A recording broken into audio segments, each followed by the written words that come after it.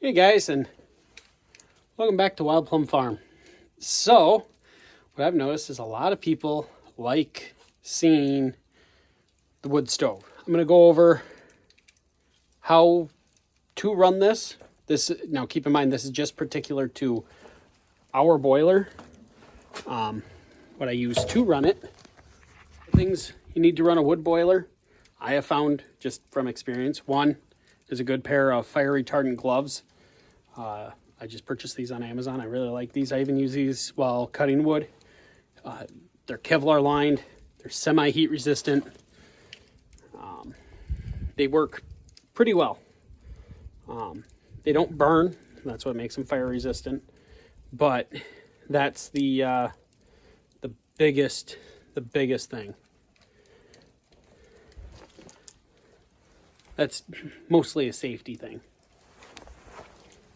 One of the other things you got to have, some sort of hoe, whether it actually be some sort of fire rake or something along those lines, something to rake the coals around and the ash and knock the ash down, and just that allows you to be able to rake the coals around, especially in a boiler our size. We have from this manufacturer the second largest boiler. There is one size up from this. That one is massive. That one can hold about, I think, 600,000 to 700,000 BTUs worth of heat in it. This one is 400,000 approximately, but we do have a large boiler, so you can reach all the way to the back. I also have a shovel nearby in case I do have to remove a ton of coals and put them in the into an ash bucket. I do recommend having a couple of metal buckets for putting ash into, because when you rake out ash, you can get cinders in there still and active hot coals. Pour them in the metal bucket. You can set the metal bucket aside. Won't light a fire. Even if it does manage to start burning a little bit, it's not going to burn your structure down. It's not going to, it's not going to do damage. The other thing we have out here, I always have it out here, it's a little putty knife. This is a 6-inch wide one, and we use that just for scraping away the creosote that is on the door frames. We don't like creosote build up here.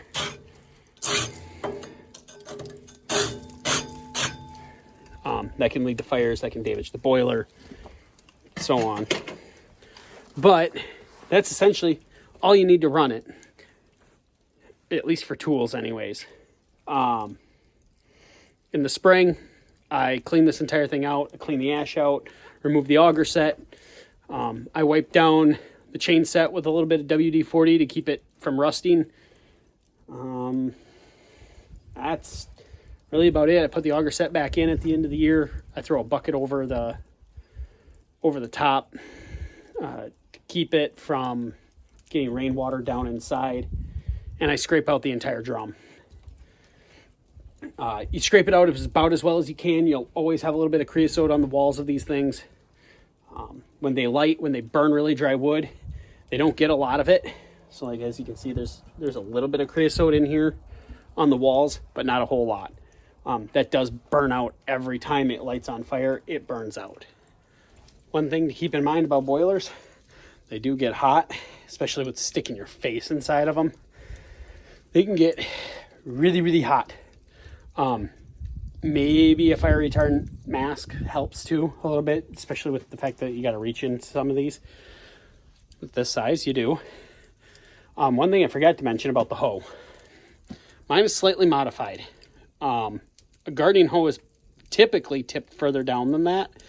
I bent mine up so I can scrape the back wall by just reaching in. Another thing, people will say, don't have a wooden handle.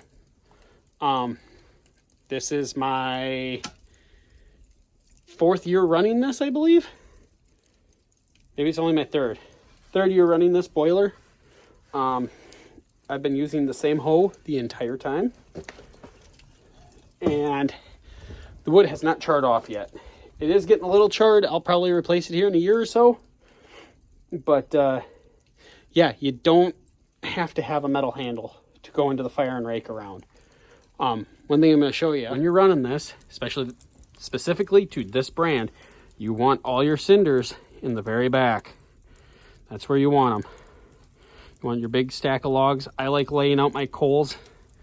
I do leave a very, very thick, I mean, that's probably 2 or 3 inches worth of coals. There's hardly any ash. I do have to auger this out tonight.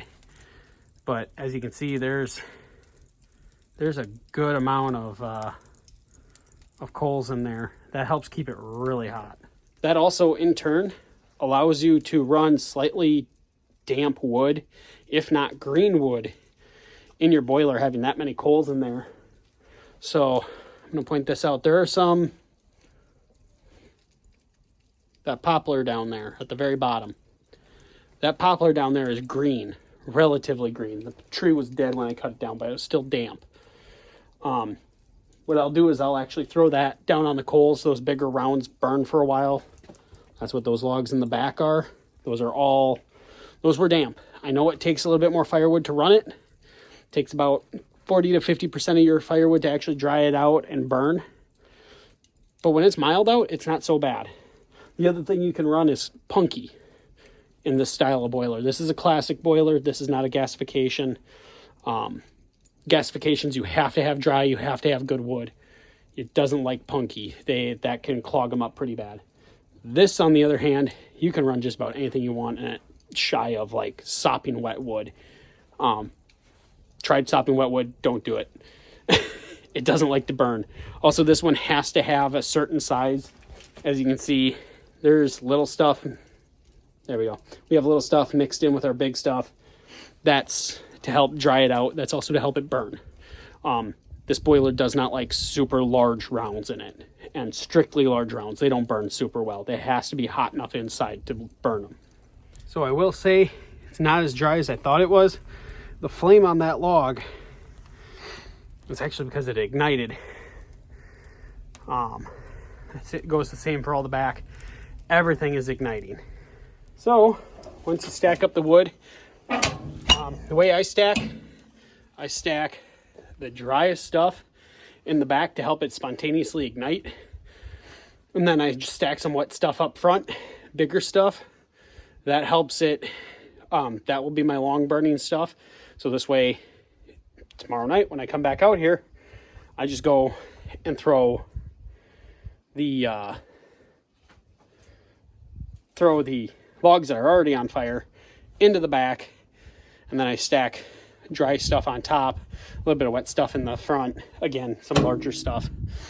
One thing about my boiler is when you shut the door, there's this handle up here. This handle is a draft diverter. That allows this to be,